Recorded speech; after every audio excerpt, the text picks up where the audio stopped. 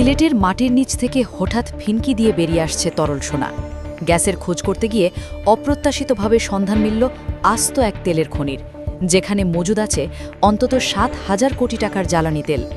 বিশ্বজুড়ে যখন তেলের মারাত্মক সংকট এবং মধ্যপ্রাচ্যের অস্থিরতায় জ্বালানির বাজারে আগুন, ঠিক তখনই বাংলাদেশের মাটিতে এমন আবিষ্কার রীতিমতো তোলপাড় ফেলে দিয়েছে। তবে প্রশ্ন হচ্ছে, এবার কি সত্যিই ভাগ্য খুলতে যাচ্ছে বাংলাদেশের? আমরা কি মধ্যপ্রাচ্যের দেশগুলোর মতো তেলের বন্যায় গাসতে যাচ্ছি, নাকি কয়েক দশক আগের হরিপুর গ্যাস ফিল্ডের মতো এটিও কোনো এক হতাশাজনক গল্পে পরিণত হবে?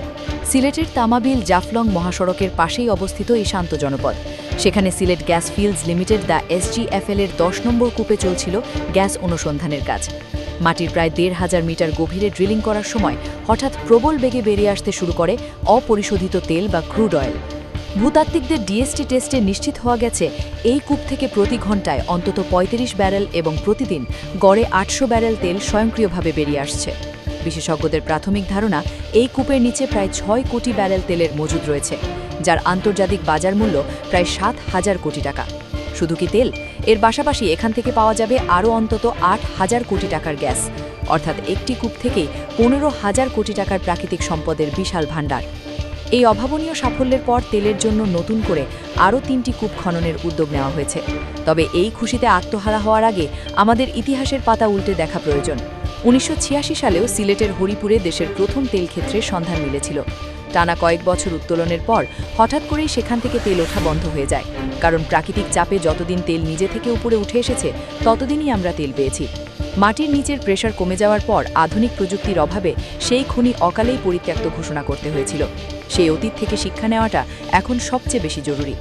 বর্তমানে বাংলাদেশ বছরে প্রায় ৭২ লাখ টন জ্বালানি তেল আমদানি করে, যার পেছনে হাজার হাজার কোটি টাকার বৈদেশিক মুদ্রা ব্যয় হয়। এই আমদানি নির্ভরতা কমাতে অন্তর্বর্তীকালীন সরকার জ্বালানি খাতকে সর্বোচ্চ অগ্রাধিকার দিয়েছে। এরই ধারাবাহিকতায় সিলেট ১২ নম্বর কূপ খনন প্রকল্পে ১২,৫৩২ কোটি টাকার বিশাল বাজেট অনুমোদিত হয়েছে। নতুন সরকারের এই দ্রুত পদক্ষেপ প্রমাণ করে যে তারা অতীতের ভুল আর করতে চায় না। তবে মনে রাখতে হবে, শুধু অর্থ আর সদিচ্ছা থাকলেই মাটির গভীর থেকে তেল তুলে আনা যায় না। ঢাকা বিশ্ববিদ্যালয়ের ভূতত্ত্ব বিভাগের অধ্যাপক ডক্টর বদরুল ইমামের মতে, সিলেট অঞ্চলে তেলের স্তরগুলো সাধারণত আকারে ছোট হয়, তাই ১০ নম্বর কূপের আবিষ্কার যেন হরিপুরের মতো ছোট স্তরের গল্প না হয়ে যায়, সেদিকে কড়া নজর রাখতে হবে। আমাদের সবচেয়ে বড় চ্যালেঞ্জ হলো প্রযুক্তি। আধুনিক বিশ্বে ইন্ডাকশন ওয়েল টেকনোলজির মতো অত্যাধুনিক কৃত্রিম পদ্ধতিতে মাটির নিচ থেকে জোর করে তেল তুলে আনা হয়। আমাদের দেশীয় কোম্পানিগুলোর এই প্রযুক্তি ব্যবহারের সক্ষমতা কতটুকু, তা নিয়ে বিশেষজ্ঞদের যথেষ্ট সন্দেহ রয়েছে। তাই বিদেশি কোম্পানিগুলোর সাথে যৌথ উদ্যোগে কাজ করা এখন সময়ের দাবি।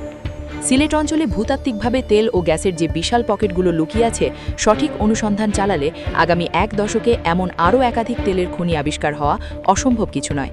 তবে এই মজুদ থেকে অন্তত আগামী ৮ থেকে ১৫ বছর তেল উত্তোলন করতে হলে আমলাতান্ত্রিক জটিলতা দূর করে দ্রুত এবং স্বচ্ছ সিদ্ধান্ত নিতে হবে।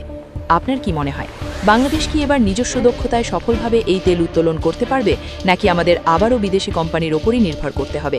আপনার মূল্যবান মতামত আমাদের কমেন্টে জানান। ভিডিওটি ভালো লাগলে লাইক দিন, কমেন্ট করুন এবং শেয়ার করে এই খুশির খবরটি সবার মাঝে ছড়িয়ে দিন। দেশের এমন সব গুরুত্বপূর্ণ ও তথ্যবহুল রাজনৈতিক ও অর্থনৈতিক বিশ্লেষণ নিয়মিত পেতে আমাদের সাথেই থাকুন। ধন্যবাদ। দেখা হবে পরবর্তী ভিডিওতে।